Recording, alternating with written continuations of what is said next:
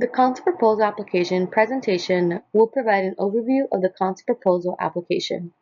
As a reminder, those of you who are interested in applying through the Additional Assistance Program, please note that references to AMPLA Fund system are not applicable, though the concept of two applications will remain the same.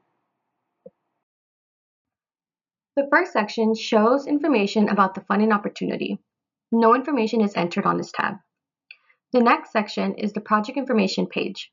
Here, you will enter information such as the applicant name, also known as the application title, the amount of funding being requested, the contact information for the primary contact person for the project. This should be a day-to-day contact. The applicant name should concisely describe your project in 15 words or less. The application name will be the unique project identifier. Please avoid using acronyms here. Please do not use the organization or the applicant's name as the application name. For the project director and project manager, please enter contact information for the individual who is authorized to execute a funding agreement and receive grant funds, as well as a backup if that individual should be unreachable. Project manager is often the day-to-day contact for the project. These roles are ultimately up to the applicant organization to determine. The next section is the application form.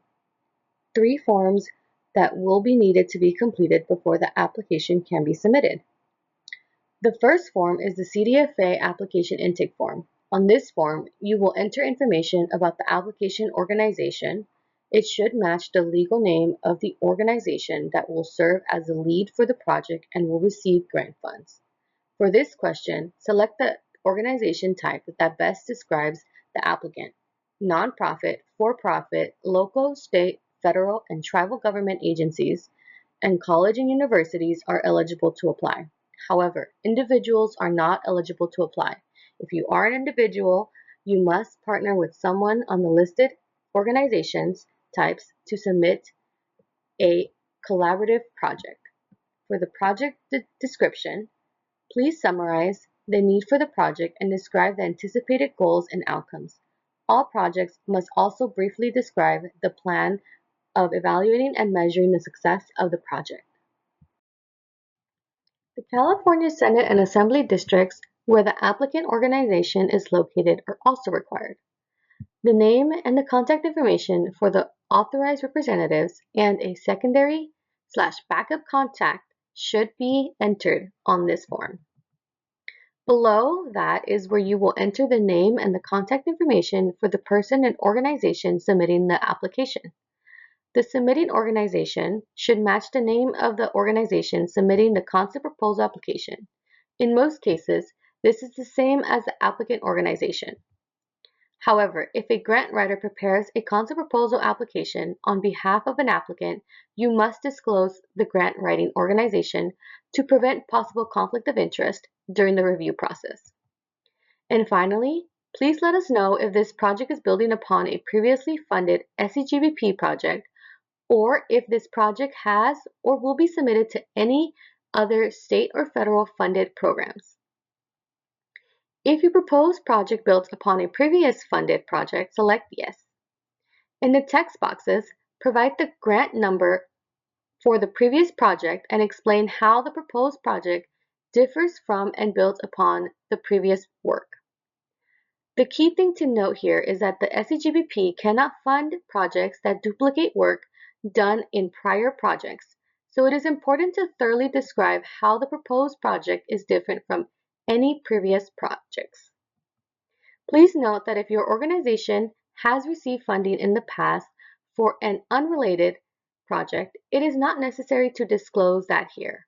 However, we recommend erring on the side of caution and disclosing any related prior SCGBP project for which you have received funding. If your project does not build upon a previous SCGBP project, please select No. The concept proposal form contains 8 sections that make up the core of the application. This includes 7 items that will be scored. There are 50 possible points, including the budget and outcome measures, which will be filled out in other areas of AMPLA Fund. The next form located on the application form is the concept proposal form. Within this form, please enter a brief description of the project. Summarize the need of the project and describe the goals, outcomes, and a plan for evaluating and measuring the success of the project. The first question is where you'll select a funding area and funding category. Please read the full description of the funding areas and categories in the Request for Concept Proposals or RFCP, then select the most appropriate funding area and category from the drop-down field. We understand that projects might seem to address elements from multiple funding categories. However, you must select the one funding category that most closely aligns with the primary focus of your project. The funding category is a key part of your application, since the proposed project will be evaluated on how it addresses a need for the specialty crop industry within the selected category. The funding category is what determines which committee will review your concept proposal application, ensuring that your application is evaluated by reviewers with the relevant area of expertise. It is vital to select carefully so that your project can be evaluated accurately. This question is unscored. The next question addresses program priorities. In the RCP, each funding category has a list of associated program priorities. These priorities serve as a guide to the general issues impacting the specialty crop industry within each funding category. Program priorities should correlate with the specific existing issue, problem, or need of the specialty crop industry that your project will address. At least one of the priorities chosen must be associated with the funding category you identified previously. All projects must address at least one priority. Please note that proposals that select multiple program priorities do not receive extra consideration. Please provide a brief explanation on how the project will address each priority selected. This question is worth 5 points. Project purpose is the next question. This will be where you describe how your project answers the question, is the project a priority for the specialty crop industry? There will be 2 text boxes provided for this question. In the first text box, thoroughly explain the issue, problem, or need of the specialty crop industry that your project will address. Be sure to discuss this in relation to the funding categories and program priorities you have identified. Remember to describe how your project targets an external problem facing the specialty crop industry rather than an internal problem facing your organization. Describe the issue in detail and use data to support your arguments. Also, be sure to establish why your organization is well equipped to address this issue. In the second text box, explain why the issue you identified is important and timely for the specialty crop industry. This is also the place to list the specific specialty crops that will be affected if possible. Keep in mind the ultimate purpose of all projects must be to enhance the competitiveness of California specialty crops. This question is worth 10 points. The next question is the program sustainability.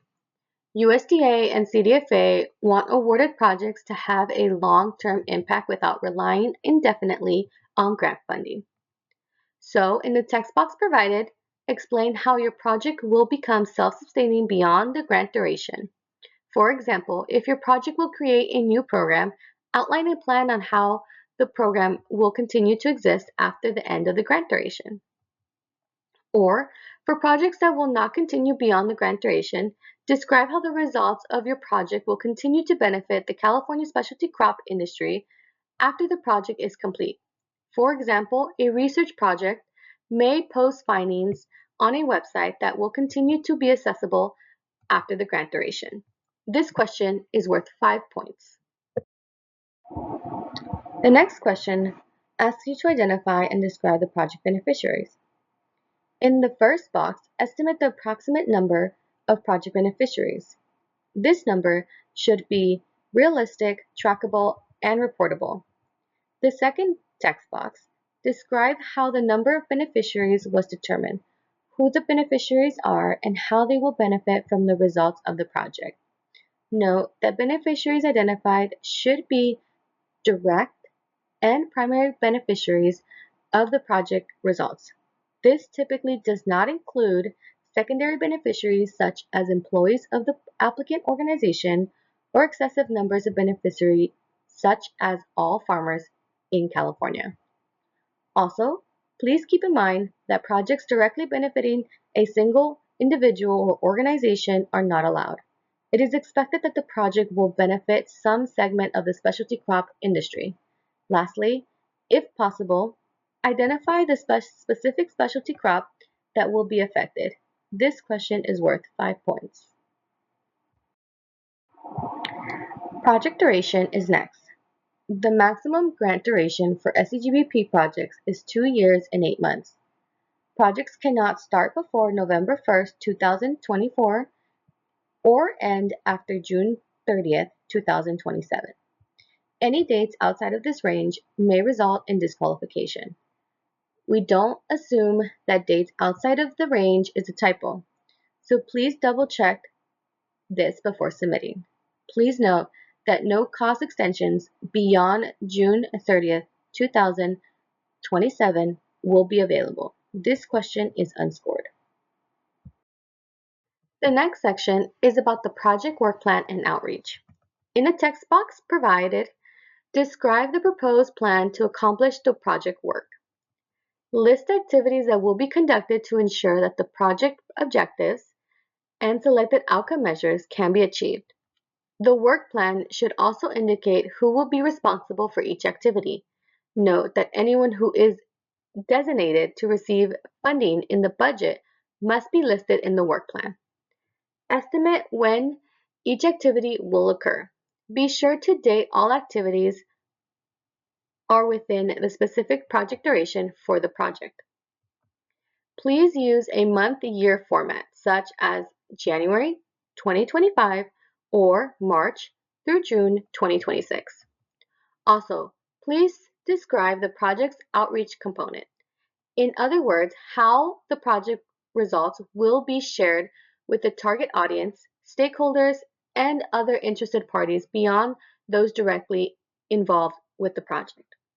Some examples of outreach include conference presentations, journal articles, educational material, or website content. This question is worth 10 points. The last question on the concept proposal form is the program income. Select yes or no from the drop-down field, and if yes, please estimate the amount of income that may be generated by the supported activities or earned as a result of the award. In the text box, explain how program income will be generated and how it will be used to further support the project objectives. Program income must be spent on activities that support the goals and objectives of the project and should be expended before seeking reimbursement of grant funds. It must also comply with restrictions on allowable and unallowable costs and activities.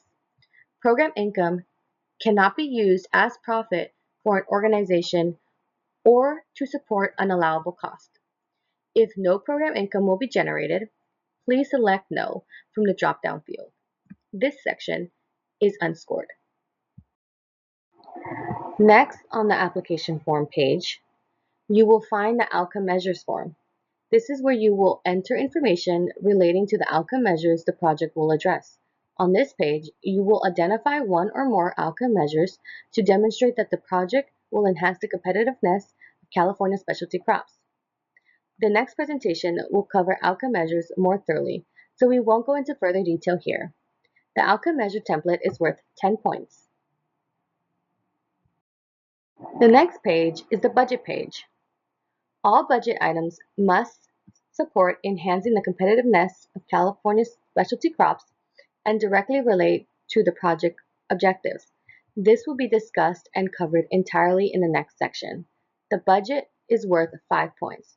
The next presentation will also cover the budget section more thoroughly, so we won't go into further detail here.